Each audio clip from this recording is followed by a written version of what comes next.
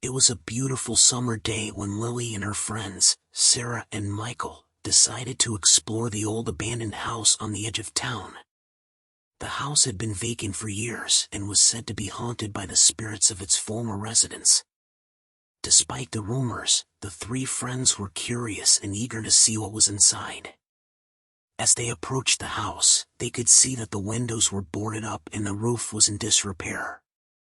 The front door was locked, but they were able to find a way in through a back window that was broken. The inside of the house was dark and musty, with cobwebs covering every surface. The furniture was old and covered in dust, and the air was thick with the smell of decay. As they walked through the first floor of the house, they heard strange noises coming from upstairs. Lily suggested they leave, but Sarah and Michael were determined to explore further. They climbed the stairs, cautiously making their way to the second floor. The creaking of the old floorboards echoed through the empty halls, and the silence was unnerving.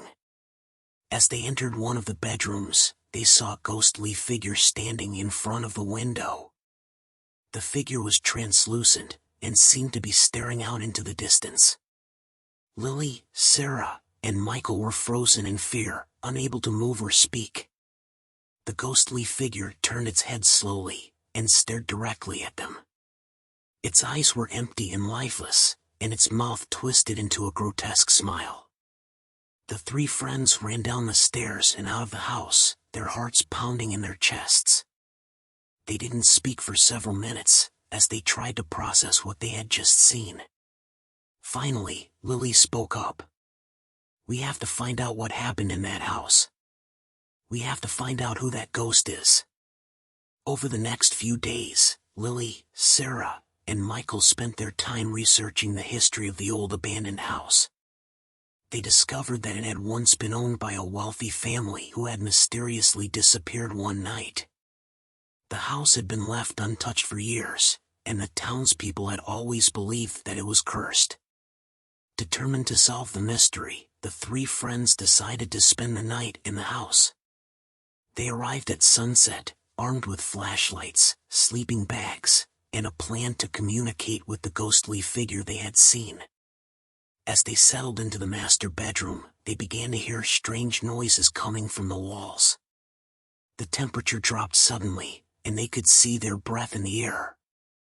They tried to communicate with the ghost, but received no response. They started to feel a sense of dread, as if they were being watched by something unseen. Suddenly, the door to the bedroom slammed shut. The three friends tried to open it, but it was locked from the outside. They were trapped.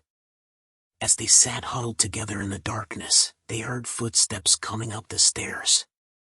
They could hear the ghostly figure moving slowly down the hall, towards their room. Lily, Sarah, and Michael were paralyzed with fear. They could see the shadow of the figure moving closer and closer to the door. Just as they thought it was about to enter the room, the figure disappeared. The door to the bedroom opened on its own, and the three friends ran out of the house as fast as they could. As they caught their breath outside, they looked back at the house. They could see the ghostly figure standing in the upstairs window, watching them leave. Its empty eyes seemed to follow them as they made their way back to town. Lily, Sarah, and Michael,